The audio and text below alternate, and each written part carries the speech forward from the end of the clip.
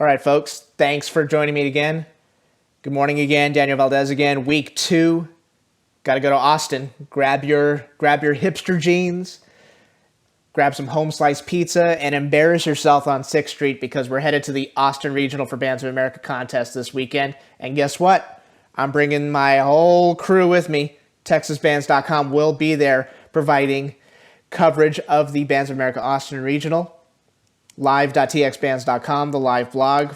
Most of you listening already know about it, but if you're new to this, essentially it's supplemental material. You can be watching this on flowmarching.com. Sign up for a subscription there. Or if you're in the stands, I'm pretty sure our live blog is very mobile friendly.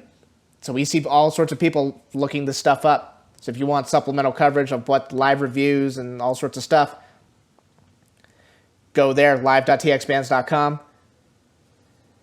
Come meet us in the stands. We love talking to people. We love meeting people.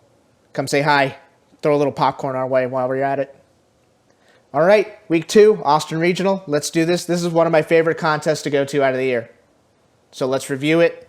Nerd in, Austin Regional style. Here we go. We are headed to the Bands of America Austin Regional Championship presented by Yamaha. 24 bands are going to be competing this year. This is going down on September 29th, 2018, a couple of days from now. Hopefully the rain stays out, and we'll talk a little bit about that in just a second. Nominal drop-off from last year in terms of attendance. Last year, I believe there were 27 programs. Now there are 24 programs.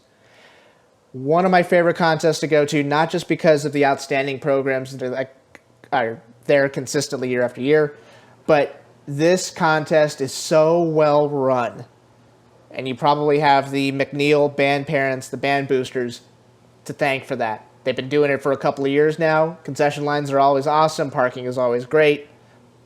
Everything's clean. Everything's organized. These people know what they're doing. So if you see a McNeil band parent out there, please give them a little shout out. Say, hey, you're doing a great job. Give them a little pat on the back because they're there out there in the sun for a long time. Let's go over tickets, prices, and stuff like that. All right, $18 prelims, $18 finals, $27 if you buy the day pass. They get you into prelims and finals. It is general admission seating, so please be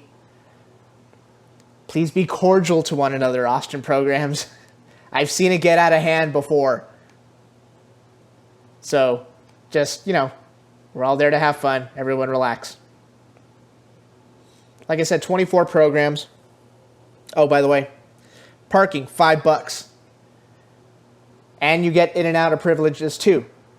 All you got to do is pay once, keep your ticket in the car, and then they'll let you back in if you decide to leave. Be careful leaving the lot. There's a limited parking. There are limited parking spaces there. Trust us, when we tried to leave between prelims and finals to go get Whataburger, it took a while to get out of the stadium. So be careful, be mindful of people around you, and just be safe. 24 programs. Hey, band. Hey, what? Hey, all 10 finalists from last year's regional are back this year. So it's going to be very difficult to break into finals. Very difficult to break into finals. And it's like that every year. These Austin programs, I'd say within the last 8 to 10 years, this area of the state has really blown up. And it's not just the usual names either. You got a lot of young programs that, came up and really, really started to put on some fantastic shows. So let's go over this real quick.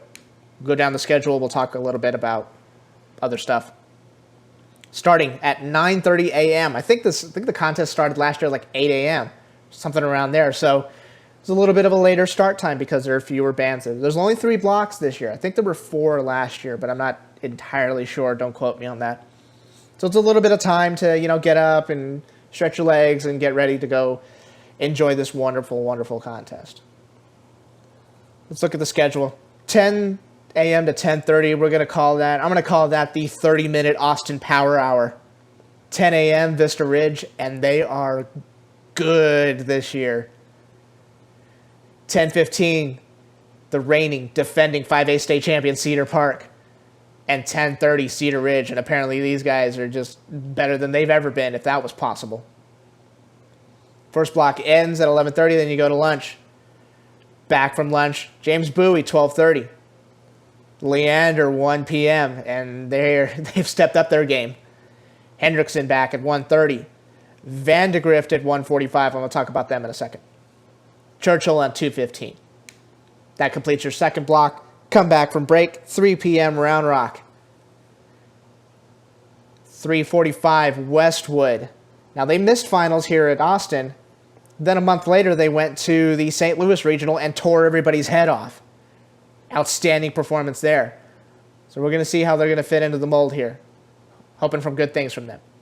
And then 4:30 p.m., ending the contest, the reigning defending BOA Austin champions, Claudia Taylor-Johnson, coming off their win in McAllen a week ago. Exhibition program, 4:45, Texas State University. Yay, San Marcos. I won't talk too much trash about the football team. That's completely separate from the band. These guys are loud. It's going to be an entertaining show. And that's all I'll say.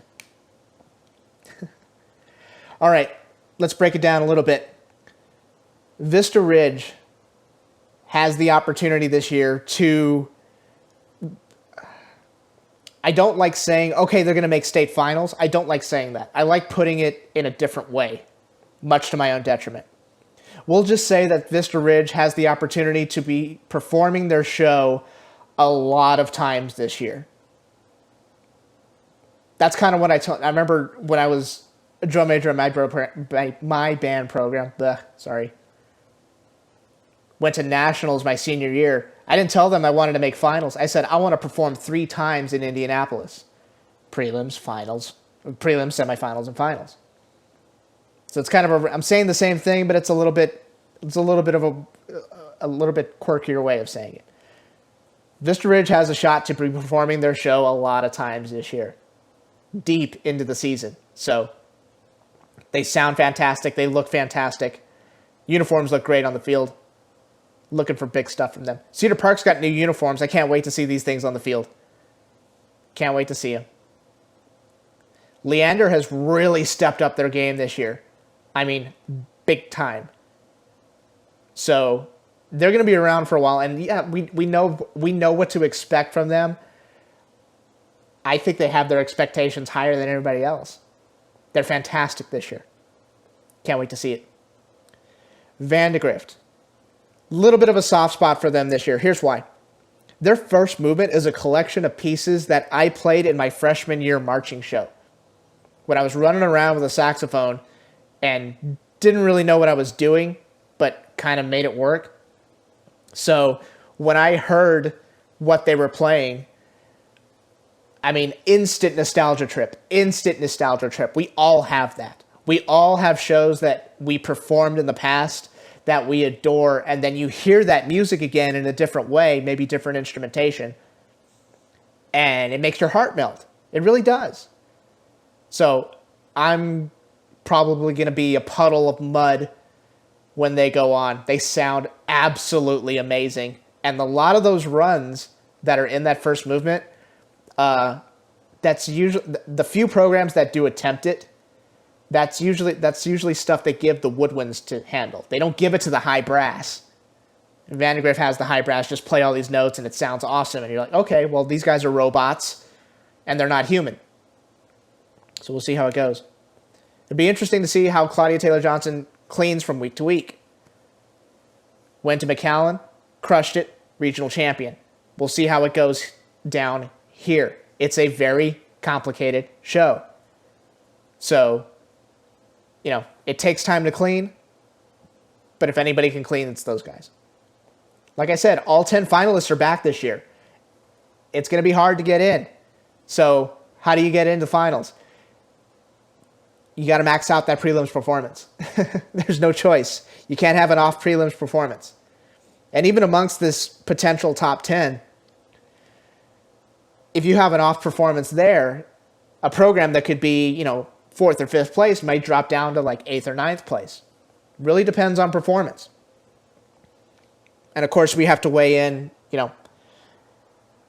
some of these programs have their full shows done. Some of them do not. So what do? Do you rush the drill this week in an attempt to put an entire completed thought on the field or a completed product? knowing that that drill is only a couple of days old in the student's mind? What do? Or do you stop after 6 minutes to make sure you don't get a penalty? And, you've got a clean product, but not necessarily a complete thought. So it's that balance, and every program's going to be different. There's no right or wrong way to do it. But you also have to keep in mind that judges can only judge what they see and hear. So if we're going off performance, you gotta weigh the two. It's a balancing act. So it'll be interesting to see here. Couple of director changes in the Austin area. Hendrickson, Bowie. You got some prominent programs that had some director changes. Now, with the director changes, you usually don't see a change in the marching band philosophy until the second year. The reason why is because when a director moves, they usually don't sign that paperwork until like April or May. And then by that point, most of the time contracts have been signed already with the drill rider and the music arranger. And it's very difficult to get out of that stuff. So, the marching show is already in place when the new director shows up. Then the second year comes around. Now they can kind of use if they're friendly with certain drill riders or friendly with certain music arrangers, somebody that they trust or used in the past, then they'll bring those people on. But usually the first year, you don't see too much of a philosophy change. So